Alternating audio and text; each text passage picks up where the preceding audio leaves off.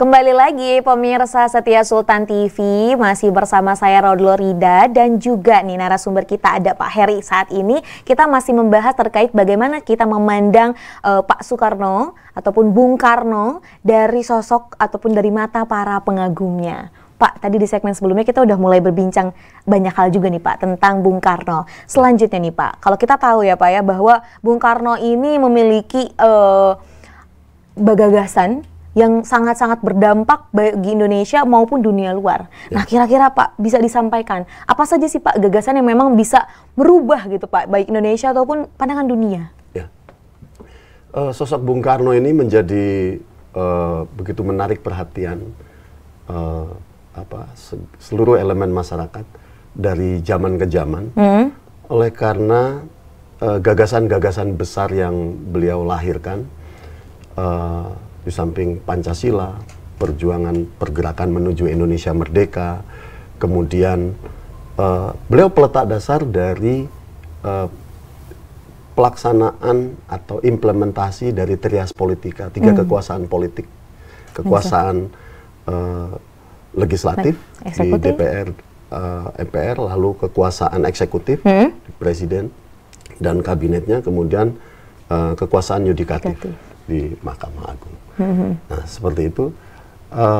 Lalu konsepsi-konsepsi besar yang bukan saja dibutuhkan untuk kepentingan bangsa dan negara dalam skop nasional, tetapi juga memiliki nilai-nilai universal yang dibutuhkan oleh dunia, masyarakat belahan dunia lain yang sedang sama-sama berjuang dengan Indonesia ketika itu mengusir kolonialisme dan imperialisme dari tanah airnya.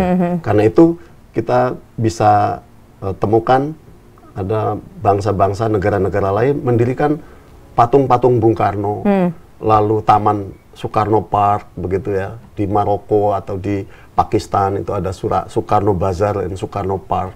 Bahkan konon ada gambar Presiden Soekarno yang besar di gedung parlemen di Karachi, Pakistan. Kemarin terakhir ada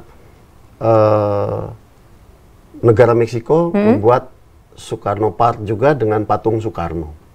Kemudian ada jalan-jalan Soekarno, nama jalan yang diberi nama Soekarno Road di Maroko atau di Mesir atau di negara-negara Asia, Afrika, Amerika Latin, itu banyak menggunakan itu karena nilai-nilai konsepsi yang Bung Karno sebut, kita bangsa yang istimewa karena bangsa yang baru lahir tetapi melahirkan konsepsi-konsepsi besar dan menyumbangkan konsepsi-konsepsi besar itu kepada dunia. Seperti Pancasila, kata Bung Karno, kita menjual Pancasila kepada dunia. Jika suatu negara, suatu bangsa menginginkan Pancasila sebagai alat pemersatu, silahkan diterjemahkan ke dalam bahasanya sendiri dan jadikan itu alat pemersatu. Gitu. Kemudian memiliki ide berdikari, ya kan, tidak menjual aset-aset sumber daya alam murah, tapi memanfaatkannya bagi kebutuhan nasional dan kemakmuran bangsa dan negara. Lalu ide apalagi itu Trisakti, kita kenal, ingat ide Trisakti itu atau konsep Trisakti, yaitu berdaulat di bidang politik, kata Bung Karno. Yang kedua, berdikari di bidang ekonomi. Yang ketiga, berkepribadian di bidang kebudayaan. Jadi semaju apapun kita nanti besok lusa atas suatu bangsa, itu hendaknya tetap berpijak pada nilai-nilai luhur budaya dan bangsanya sendiri.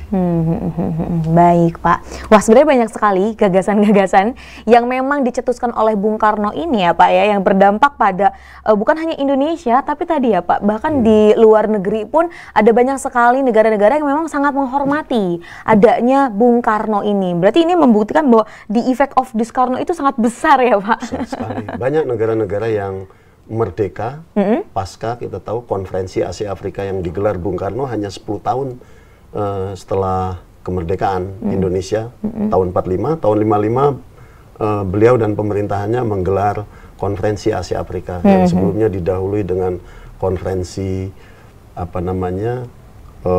Kolombo, lalu konferensi Bogor, kemudian konferensi Asia Afrika. Setelah itu Bung Karno menggagas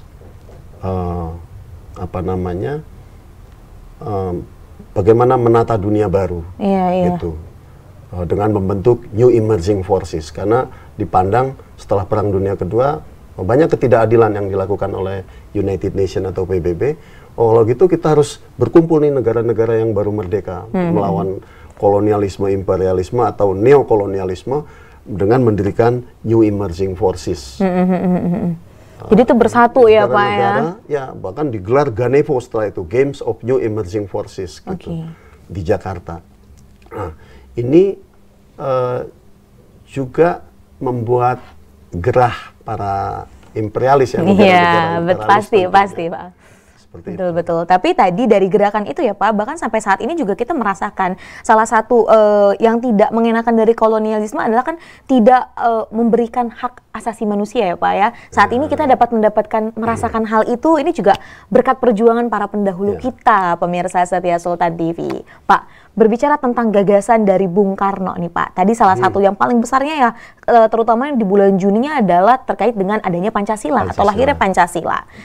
Melihat situasi terkini Pak, khususnya di Indonesia saja, apakah Pak masih sesuai, sejalan dengan ideologi kita Pak, menurut Bapak sendiri? Kalau kita sebagai bangsa dan negara komit dan konsisten atas persatuan dan kesatuan bangsa, merawat kesatuan dan persatuan bangsa ini di atas keanekaragaman suku, ras, agama, golongan, dan strata sosial yang ada, dari Sabang sampai ke Merauke, ini masih relevan. Kita ingin semua tentu sama-sama ingin melihat Indonesia dan Sang Saka Merah Putih itu tegak dan berkibar 1000 tahun lamanya Pak. Pasti ya Pak, itu hal yang kita nantikan ya Pak. Ya, kalau disatukan oleh orang akan meninggal. Disatukan oleh tentara, ya di luar sana ada tentara yang memiliki peralatan yang lebih canggih, senjata yang lebih canggih misalnya.